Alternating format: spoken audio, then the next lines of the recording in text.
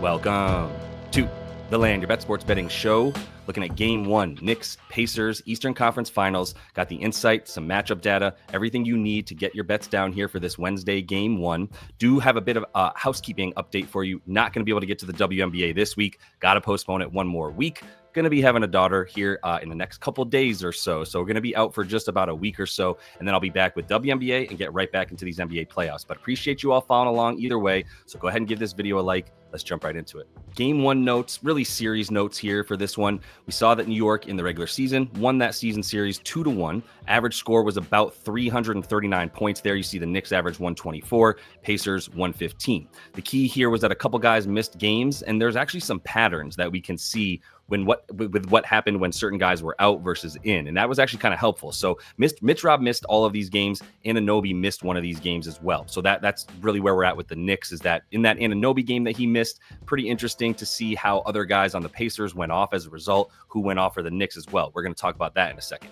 Nesmith, Nembhard, Toppin, Turner, they all missed one game. Nesmith and Nembhard both missed on November 10th. They were both out for that game. That led to Jalen Brunson going off, 49 PRA in that game, close to a triple-double too, I believe. He had a double-double with the assists, had a bunch of rebounds as well. So he had a really big game as soon as the two best defenders on the Pacers weren't available, right? And New York, for this series, they better slow this thing down. I am definitely worried as a Knicks fan. I can't believe I'm actually more worried about the Pacers than I became eventually about the Boston Celtics, but that's where we're at. Pacers team that is playing so well on offense, continuing to just keep their throttle down, right? They're step on their neck kind of stuff. They're not going to let up. If they win every game by 30 points, they'll be very happy, right? So the Knicks need to keep this thing in the low 200s in order to have the best chance at this series, and I would say if the faster this thing moves, the better it is for the Pacers. Looking at the matchup, starting with Indy on offense, right? Hallie, Nembhard, Nesmith, Siakam, Turner. We know that's the starting lineup. Bridges is going to be on Hallie, just shadowing him the whole game. That's his assignment. Brunson's going to be on Nembhard, and then Hart on Nesmith. That's what we saw during the regular season when everybody was available. That's what we'll see in this one. Anunoby on Siakam, Towns on Turner. That Anunoby-Siakam matchup's really interesting because in the game that Anunoby missed, Siakam kind of went off against this Knicks team, and so we're going to have to take a look at that here when we jump into the player props and props madness. Looking on the other side, Knicks on offense, going to see Nembhard on Brunson, similar to how he was playing the best, on-ball guy last series, whether it was Donnie when he was out there, whomever else was the number one ball handler, that's who Nembhard guards. Nesmith will be on Bridges, and then Hallie will be on Hart, right? You see teams put their sort of worst defender, the guy they're trying to hide, they throw him on Josh Hart. Another big Josh Hart series probably incoming.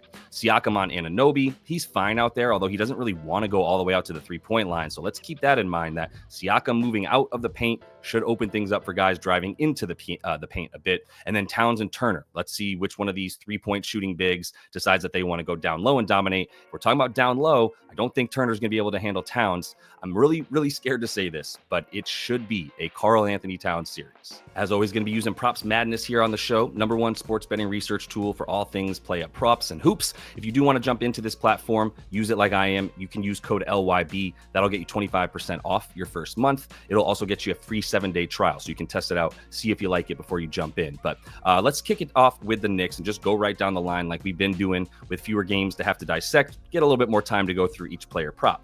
So for JB and Jalen Brunson here, I'm going to stay away game one.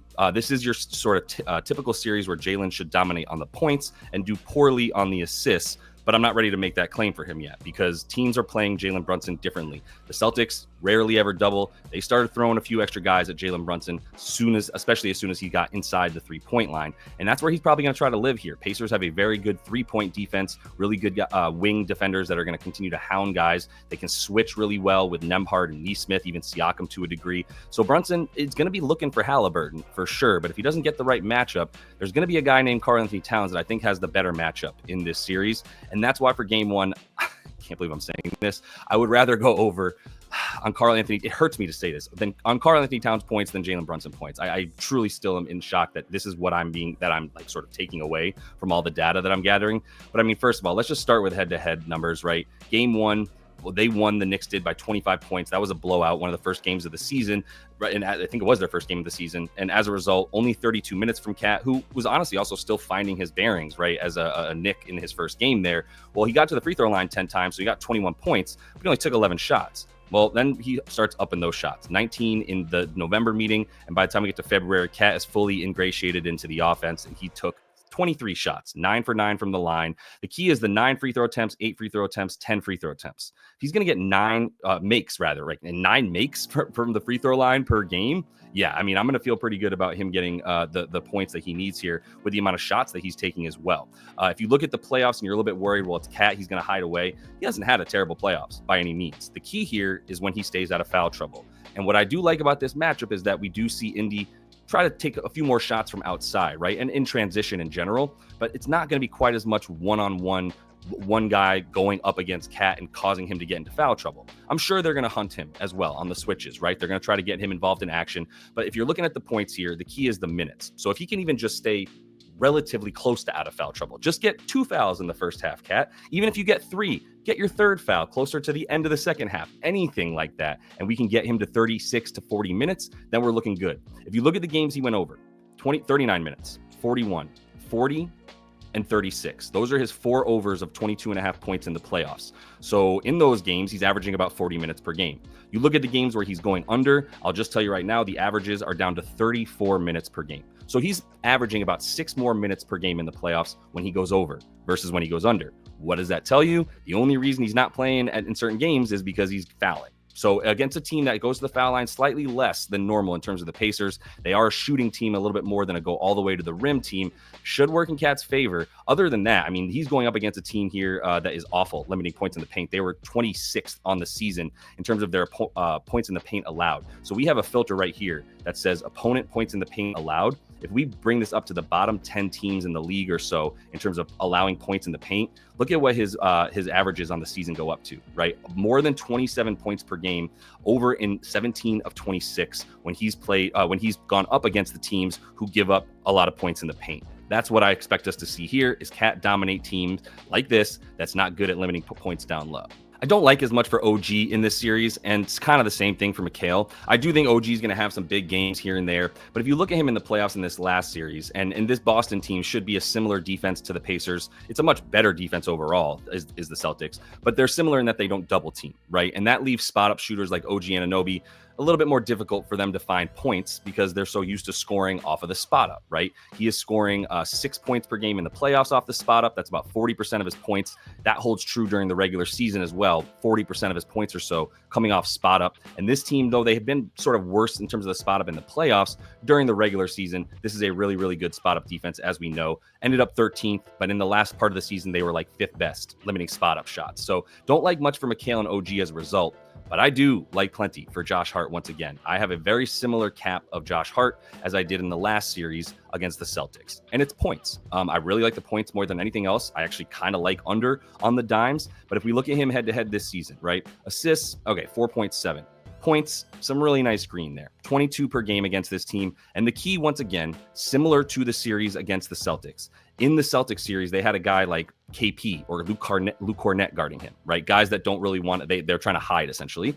Josh Hart and now is going to be going up against Tyrese Halliburton, who is another guy that they try to hide and try to keep out of the defensive action to the Pacers so that he doesn't have to expend too much energy on defense, and because he's the worst defender on the floor for the Pacers.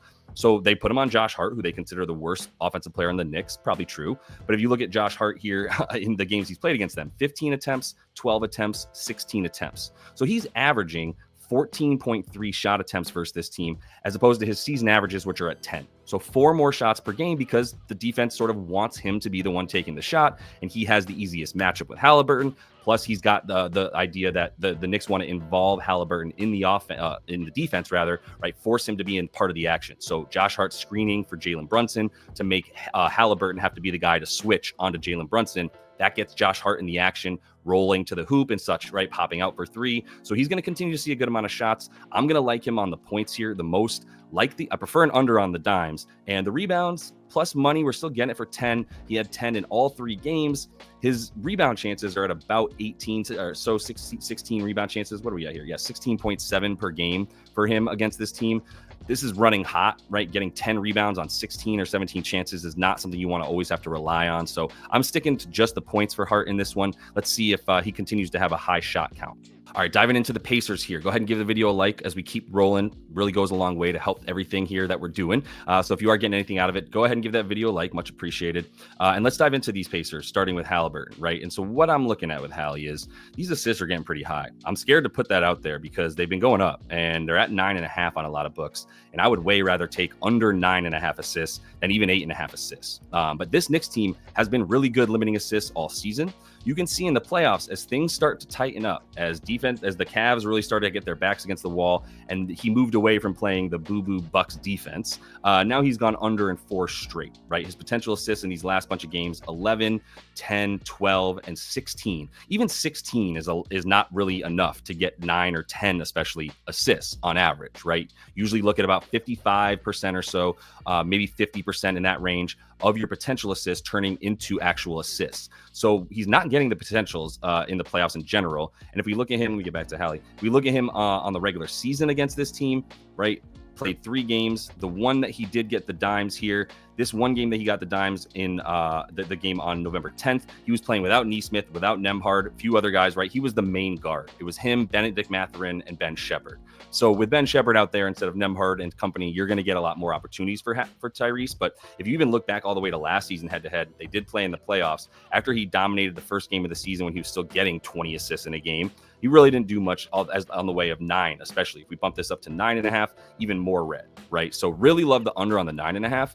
I'm considering also right now taking the 9.5 assists, going under, and then going over on something like rebounds, potentially even points. But he's going to have a difficult matchup with Mikal. I think the rebounds will be a good reason for why the rebounds are a little bit better to me than the points, mostly because he's playing off ball, right? If we look at him this season against this team in the playoffs, rather in general, he's been really being hidden on defense, like we talked about. So if he's guarding Josh Hart, he's playing off ball a lot. He's also playing against a guy who's playing a little bit closer to the basket, usually like in the corner for Hart, right? That does put Haliburton in good position to get boards like he has been all playoffs long. So as long as we're still getting 4.5, close to even money here, I don't know if I want to take that bet by itself, but adding it to an under on the assists is a really nice way to get about almost 3-1 on your money. Jumping into Pascal here, and his matchup is going to be the old running mate. He's going to be playing against OG pretty much the whole game, right? The maybe like practice mates when they were banging against each other in practice on the Raptors. So for Pascal, what I'm looking at here is that he struggled when he played this team head-to-head with OG available. So OG was unavailable for this game where he had 24 points. He was available for both of the first 2 games where he shot 5 for 13 and 5 for 11. Well, OG is going to be playing in this game, and hopefully he's staying healthy for the whole series. So I don't really like the points for Siakam too much, but I will say once he gets tired of trying to drive past OG and being unsuccessful, seems like he's also down to shoot some threes, right? 0 for 4 in the first game, but then when the second game where he did have OG went 2 for 6 and then 3 for 6 in the last game where there was no OG and he had a really good game. But if he's taking 6 threes and we're getting plus 150, 155 even for him to go over, feeling pretty good about that. Maybe even just a half a unit, right, in this situation for Pascal, where if he's taking 5 and we're getting plus 150, okay, he needs to hit 40% of his threes at that point, but 5 to make 2 at those odds, that I can get next to. It's the other bets that I certainly cannot get next to, and I kind of like an under on the dimes for him, as you see how poorly he's done both in the playoffs, I should say, and against the Knicks especially. But 3 assists, right, it seems like about his ceiling so far, especially against a team like the Knicks, who is so good at limiting assists, especially with a guy like OG, who's so good at hounding you on defense. So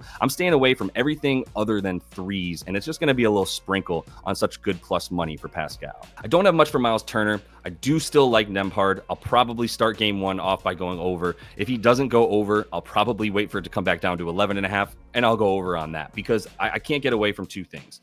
One is playoff Nembhard. I know it sounds cliche. He's over in 7 of 10 this season. He was over in 10 of 17 last season on 12.5 points. He's about 14 to 15 points per game in the playoffs since last year.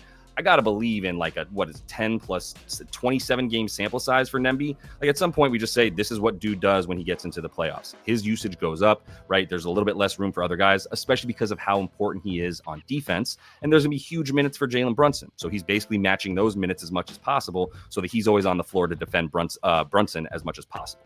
That's number 1. Number 2 is similar thought process to like Josh Hart scoring for the Knicks. They've got the worst defender on Nembhard. They've got Jalen Brunson on Nembhard. So that's going to leave Nembhard available to have the ball in his hands a ton, like we've seen in the past when guys that are not as good are guarding him, right? Which is going to continue to be the case. It was the case in Milwaukee when they were playing that series, was the case in the Cavs series when he wasn't getting the best defender. He was getting like, Garland. And now we're going to be seeing the same thing when he gets Jalen Brunson on the defensive side. And they also want to get Jalen Brunson involved on defense so that he gets tired on defense, meaning Nembhard will have the ball in his hands a lot, or he'll set a few screens and pop off from Halliburton, that kind of stuff. So I think Nembhard's still going to be so involved. This is going to be another good series for him. Last guy I would consider an over 4 on this team and that I'm still looking to bet on is Benedict Mathurin, right? And there's a couple of reasons. Now, he's coming off 2 horrible games. 1 minute because he got tossed in that game, 4. And then game 5, he came back without much confidence in Cleveland. The fans were booing him the whole time. They hated him. He played 11 minutes, didn't look terrible, but looked a little bit scared. Didn't look like the same sort of overconfident Benedict Mathurin that we've seen in the past, who was dropping 23 in 27 minutes, 19 in 20 minutes, and 11 points in 23 minutes in the Cavs' first 3 games against them, right?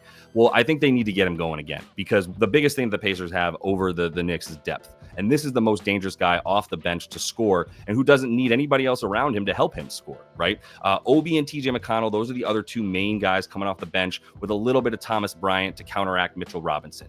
But for the most part, they would love to give Benny Matz another 22 to 25 minutes as long as he looks like the normal guy that they can trust, right? That we were trusting. And they trusted him big time this season against the Knicks. Now, granted, there's some reasons here. He played 24 minutes when they lost by 25 points, shot really well. Then he got 41 minutes because there was no Nesmith and no Nembhard, and he started. Plus, there was no Obi. Then he got 31 minutes. Pretty much everybody available in that game. And I think he creates a big problem for the Knicks bench. And if there is no Knicks bench, because they're only playing like 6, maybe 7 guys, then he creates problem for tired starters, right? And he's going to be such a big X factor that Carlisle can rely upon to say, come in, get your quick points, put the pressure on the defense by trying to get out into transition, playing really fast, etc. I think he'll be able to do that. So I think Benny Matz at 10.5 is still going to be a pretty nice bet here. If once he starts going over, if he does, like I'm projecting, then we're going to get this up to like 12.5 points by next game. I think 10.5 is a good buy low spot for him. All right, y'all, that is all the time I have for you guys in this one. Still hoping to get 1 or 2 more videos out before a brief break here, like I said, and then we'll be back coming through with the WNBA in addition to the rest of these NBA playoffs. So best of luck out there. And until I see y'all next, happy betting.